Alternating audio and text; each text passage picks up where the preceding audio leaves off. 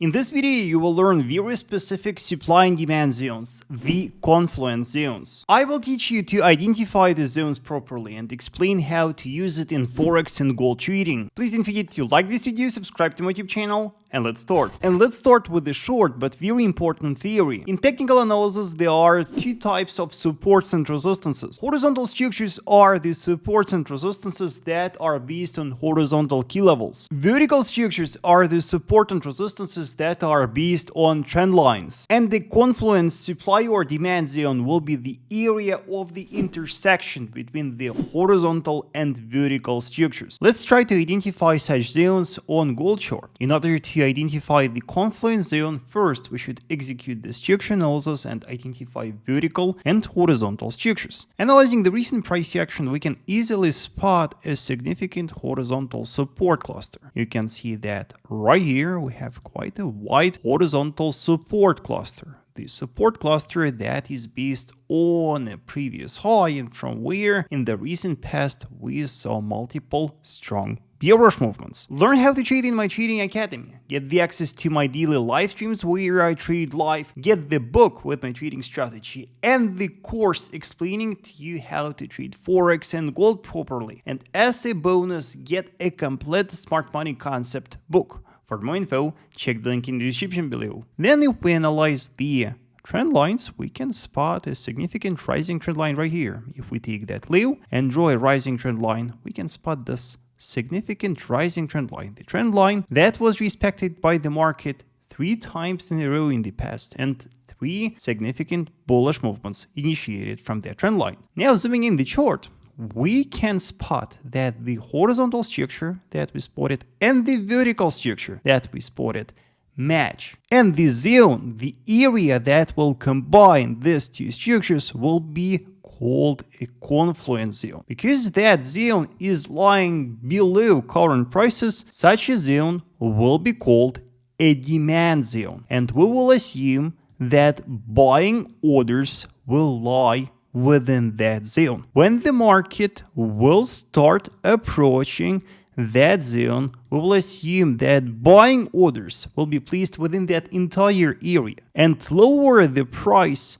goes within that zone, more and more buying orders will become active. And with a high probability from that zone, we will see a bullish movement. So if you're looking for buying gold, if you're looking for a trend following movement, such a zone will be the first significant zone to look for buying. Let's study one more example. Now let's analyze pound yen forex pair. Again, in order to identify the demand zone, let's execute the structure analysis. And here we can spot a very significant horizontal structure.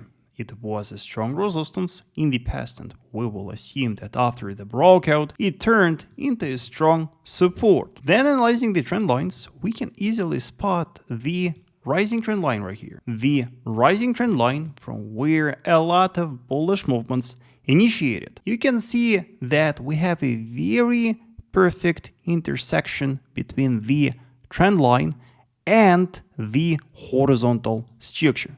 It will give us a very perfect demand zone, narrow demand zone where the buying orders will concentrate. And from that little area, we can expect a significant, strong bullish movement. Now let's discuss the supply zones. In order to identify a confluence supply zone, we should identify a strong horizontal resistance and a strong vertical resistance. Here in CAD Swiss, we have this strong horizontal resistance. The resistance from where in the recent past the price dropped multiple times, and you can see how perfectly the market is respecting this local resistance cluster. Then if we zoom out the chart and analyze the historic price action, we can also spot a significant trend line. If we take that high and draw a trend line, we can spot a very important falling trend line here. The thing is that this falling trend line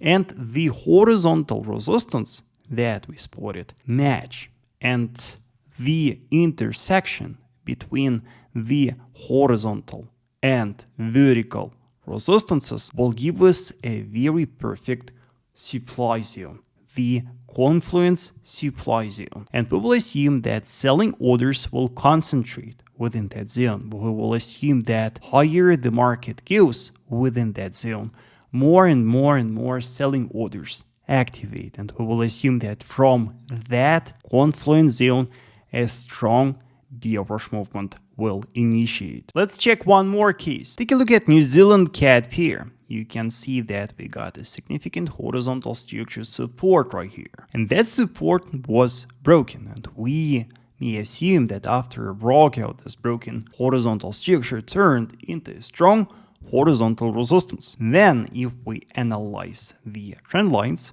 from that high, we can draw a significant falling trend line. The trend line that was respected by the market many times in a row and from where significant bearish movements initiated. You can see that the trend line and the horizontal structure that we spotted match.